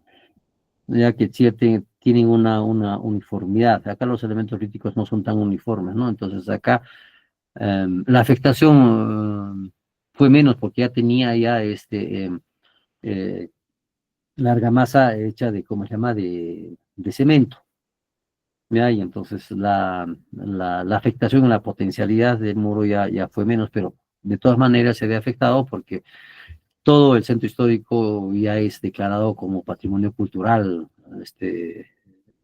nacional y mundial, ¿no? Entonces reconocido eso, así que entonces había una afectación más que todo en la normativa que se había dado. Sigue bajando, por favor. Acá, en la calle Siete Culebras, en la Plaza Nazorenas, ¿no? Dentro de la construcción ahí, por favor, de este muro, en la época colonial, se trajeron algunos elementos líticos que tenían unas talladuras de culebras, ¿ya? Y se incorporaron dentro de la construcción de este nuevo muro. O sea, los elementos líticos totalmente descontextualizados, ¿ya? Y, a ver, les voy a invitar a que miren la parte baja del muro, donde aparece un promedio de unos 10 centímetros, ¿no? Esa partecita es la inca. Son cimientos inca. Y sobre esto se construyó ese nuevo muro. Y entonces cuando yo hice el informe dije, sí, las cimentaciones son incas. Lo único inca es eso. Lo demás ya es colonial, ni neo-inca, sino es colonial, porque también hay que utilizar los conceptos adecuados, ¿no? Para poder definir si es o no es. Y esto de repente un poco que amengó la sentencia o la resolución de sentencia que se tuvo contra los chilenos, ¿no? Pero en acá hay que actuar con ética, hay que decir la verdad, porque no por la presión mediática ejercida por los medios de comunicación uno va a decir, no, sí es inca. Entonces, ¿dónde quedaría, cómo se llama, el aspecto de ética del arqueólogo, ¿no? La siguiente, por favor. Puede seguir bajando, puede seguir bajando, por favor. Ok, acá está. ¿No? El de la calle Siete Culebras y la calle Pinta, ¿no? En la calle Siete Culebras está en el proceso de desalinización y fíjese cómo están las pintas. Ojo, ojo, ojo, por favor, que esto no corresponde al mismo evento de los grafitis hechos por los chilenos, sino que ya habían sido hechos anteriormente. Y entonces todo eso se puso en un solo bolsón, ¿no? Diciendo de que no, que también han hecho esto, pero estos grafitis ya tienen mayor antigüedad, ¿no? Entonces, en buena hora que pasó esto porque el Ministerio de Cultura recién puso las barbas al remojo y tuvo que hacer este proceso de desalinización y despintaje o despintado de estos grafitis, ¿no? La calle Pinta está en otro sitio y la calle Siete Culebras está en otro, pero ambos están pues dentro del centro histórico del Cusco. La siguiente, por favor. Sigue bajando, sigue bajando. Entonces, a ver, los daños producidos, a ver, por favor, ahí dice, el daño más importante es el atentado de lesa cultura, la que debería ser sancionado ejemplarmente con todo el rigor de la ley, de lo que a menudo es objeto nuestra ciudad por extranjeros, en este caso chilenos. Del material, los componentes químicos del aerosol cuyas partículas atomizadas del color penetran en las porosidades del elemento lítico, obstruyendo la porosidad, hecho que evita el equilibrio dinámico de humedad natural, aparte de la erosión que producen dichos solventes componentes de la pintura. Ojo, que este argumento, que esta conclusión es hecha por el ingeniero químico. Y entonces la mayoría de los peritajes también tiene que ser no exclusividad de manejo del arqueólogo, sino también tiene que agenciarse y tiene que preguntar al químico, al biólogo, para tener mayor asertividad. Entonces, ¿cuáles son las conclusiones a las que llegamos, no? La comparación de formas, color, grafías y material utilizado en ambas pintas denominadas grafitis, realizado en dos sectores, Siete Culebras, Plaza Nazarenas y final de la calle Pinta, muestran una completa similitud, es decir, realizado por las mismas manos. ¿Ya? No nos habíamos dado cuenta. Ya desde antes ya estaban haciéndose este tipo de grafías. Bueno, el asunto es de que no hubo ¿cómo se llama? Un peritaje por parte del Ministerio de Cultura o el ex-INC, sino que los que habíamos elaborado el informe tuvimos que ir a defender nuestro informe, ¿no? A manera de actuar como peritos, pero sí, ¿cómo se llama? Los chilenos tuvieron su perito de parte. Y entonces tuvimos que desmontar todos los argumentos que tenía el perito de parte, porque lamentablemente no se ajustaba a la realidad. Bien, ok, ahí terminamos. Gracias, por favor. Si tuviesen algunos comentarios o ampliar la idea sobre esto.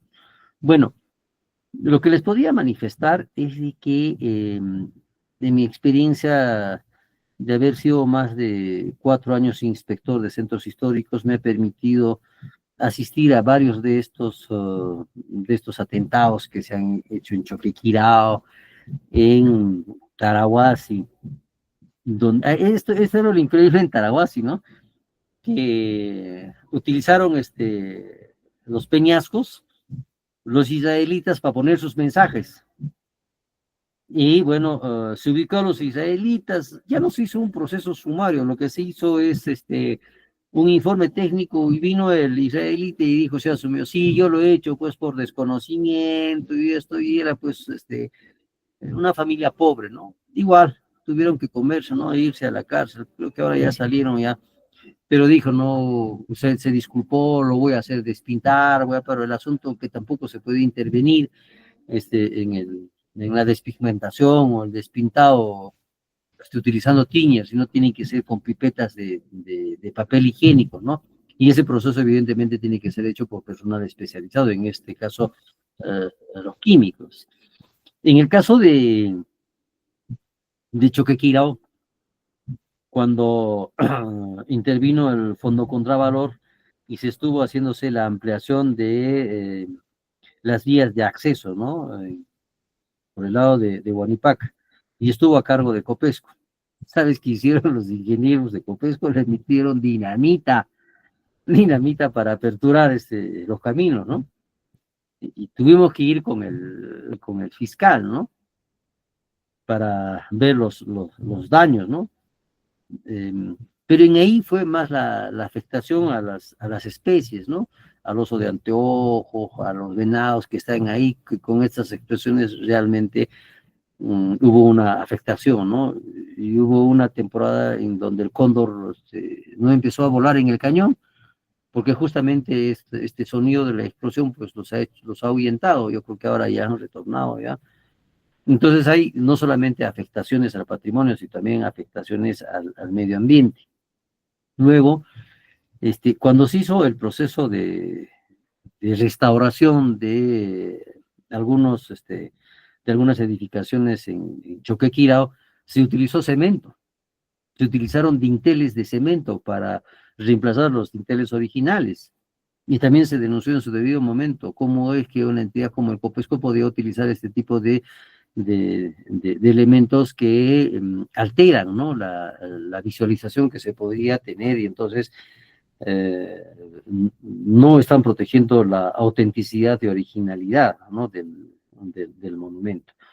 Y hay un sinnúmero de intervenciones que hemos tenido en el parque de Ollantaytambo también, donde querían aperturar puertas, ¿no? Y se tumbaron un muro inca, ¿no?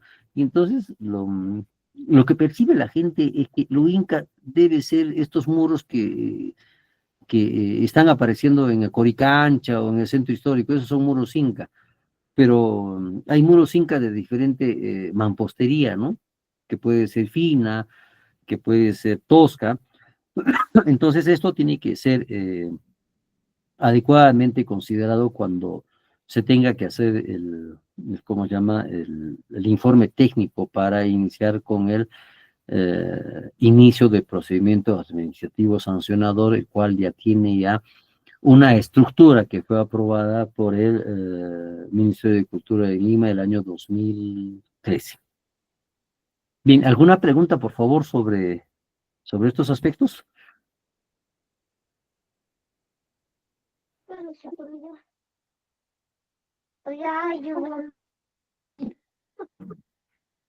¿Alguien que se anime, por favor? Profesor, aparte de pregunta, quisiera pedirle un favor de que nos facilite estos informes para nosotros guiarnos de ese tipo de trabajos, por favor. Ok, toda la información se lo estoy pasando al facilitador para que pueda hacer esa entrega de la documentación. No, ningún problema. Además, no hay que tener miedo a compartir la información. Inclusive te pueden copiar la información, porque creo que estamos en la capacidad de poder tener elementos de juicio suficientes para componer em, eh, nuevas opiniones, nuevas estructuras, porque saben que siempre estamos pues en este modo de la actualización, ¿no? Estos informes en su momento sirvieron, pero ya han pasado ya muchos años de eso, así que entonces estos informes pueden quedar como una base, ¿no? Pero ahora con la nueva estructura que se va a tener, primero como en la elaboración de los informes técnicos, y si va a poder servir como referencia para poder hacer vuestros peritajes, bienvenido. No tengo ningún problema, así que se les alcance nomás. ¿Y algún otro Muchísimas pedido, gracias. por favor?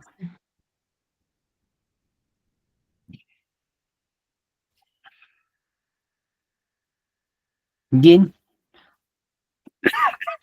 Yo les agradezco profundamente que hayan tenido la paciencia de haberme escuchado, y espero que estos alcances, esta experiencia les sirva en su debido momento. Y yo creo que tienen que asumir un rol muy importante en los peritajes, porque no siempre tienen que estar las mismas personas, ¿no? Y esta no es una exclusividad, tiene que haber siempre una recomposición de cuadros, tienen que entrar otras experiencias, tienen que haber otros peritos que con ideas innovadoras pueden mejorar, ¿no? La percepción que se tiene de la valoración del patrimonio arqueológico. Le cedo la palabra al facilitador, no sé si tiene alguna cosa más en la cual yo podría abundar, o terminamos ya en los módulos. Bueno, no sé si es que va a dejar usted alguna tarea, algún tipo de cuestionario o algo para evaluar a los alumnos con respecto a las clases, a los temas que ha impartido en estas horas. Si es así, nos los hace saber también o saber también un tiempo prudente, ¿no? Para que los colegas puedan responder o presentar dicha tarea si es que lo ve conveniente también hacerlo, ¿no? Ok, yo creo que eso lo dejo a criterio de, ¿cómo se llama?, del colegio para ver mm, si se alcanza, ¿no?, algún cuestionario. ¿Alguien más levantó la mano, por favor, ahí? Buenas noches, Wilber. Te habla el arqueólogo Gori Tumi. ¿Cómo ¿Cómo estás? estás, Gori? ¿Qué tal? Muy buenas noches. Sí, estaba escuchando lo que mencionaste sobre el Beaterio de las Nazarenas, ¿no? Sobre esta calle Siete Culebras, que es bastante famosa. Y yo tuve la oportunidad de estudiar este material, ¿no? Este edificio es fantástico realmente por muchas razones que tú ya has mencionado, ¿no? Pero lo que me puse a pensar un poco, porque tienes razón, ¿no? La cronología y los aspectos son muy evidentes que el sitio fue construido en la época colonial, ¿no? No hay secreto en eso, pero la construcción es única, ¿no? O sea, cuando dices no es inca, se siente un poco claro. Yo entiendo a los demás cusqueños que mencionan, no es, ¿cómo vas a decir que no es inca, no? Claro, no es inca en el sentido cronológico, ¿no? Pero nunca se hizo una construcción de ese tipo, ¿no? Y la arquitectura cusqueña del siglo XVI, el estilo Cusco, vamos a decir, de la arquitectura inca, prosiguió, ¿no? Durante un tiempo, al menos unos 100 años más o menos en la zona del Cusco y en otras ciudades como en Huamanga, ¿no? Y hay ejemplos en las cuales este tipo de construcción con este aparejo concertado fino, por pulido fino, ¿no? Que llamamos Inca, solamente fue hecho por gente peruana y en este caso dirigida probablemente por españoles, especialmente por clérigos españoles que mandaron a hacer el Beaterio y otros edificios con estos diseños también de Amarus, ¿no? ¿No crees que en el término, y es una pregunta un poco de repente más de criterio, porque estoy de acuerdo con tu diagnóstico en términos generales, decir que no es inca no es un poco contradictorio en términos de un peritaje cuando sabemos que nunca nadie, ninguna sociedad, ninguna civilización hizo algo así, ¿no? Excepto la cusqueña, hasta entrado bien la colonia, ¿no? Y más o menos lo digo como reflexión, ¿no? Como te digo, yo concuerdo en gran parte de tu apreciación, pero quizá ese decir no es inca suena un poco tan fuerte, reconociendo que esta arquitectura, aunque ya varió, ¿no? En sus características, como bien mencionaste, es esa plomo, no tiene la inclinación, las rocas están en contexto secundario y fueron pulidas para este nuevo muro, etcétera. Hay muchas características que podemos mencionar. Se siguió utilizando este tipo de material y esta arquitectura que, claro, cualquier turista que lo ve y no entiende sobre esto va a decir que no es, que es inca, ¿no? Pero un especialista como tú, como cualquier arqueólogo de Cusco bien entrenado, se va a dar cuenta que no lo es, ¿no? Pero ¿no crees que decir no es inca es un poco contradictorio para una arquitectura que solo fue producida por los cusqueños bajo esa tecnología hasta entrado el siglo XVII? A ver, muy interesante tu pregunta. La respuesta que nosotros tuvimos sí es un poco dura, ¿no? Claro. Y el juez preguntaba, ¿es inca o no es inca? Defíname usted. Y entonces nos pone un poco entre la espada y la pared.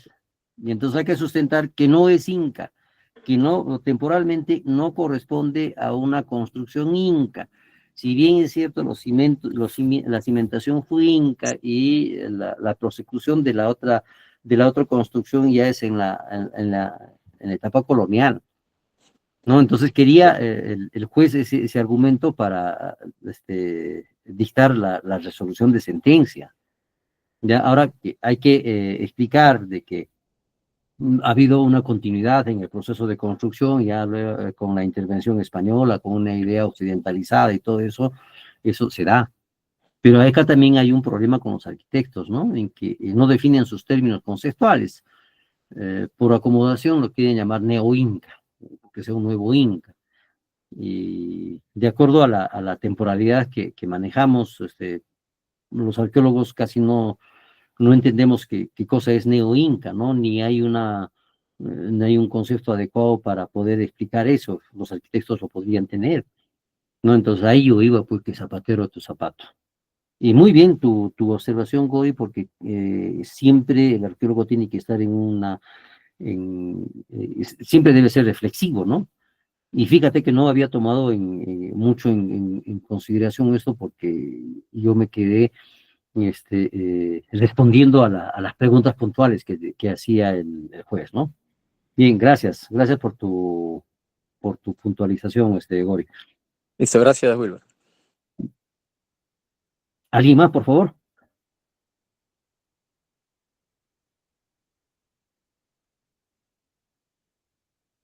Bien. Entonces, ya coordinaré con el facilitador para alcanzarles no es un examen en realidad, sino lo que quiero valorar es cuánto es lo que ustedes han podido asimilar de toda esta información.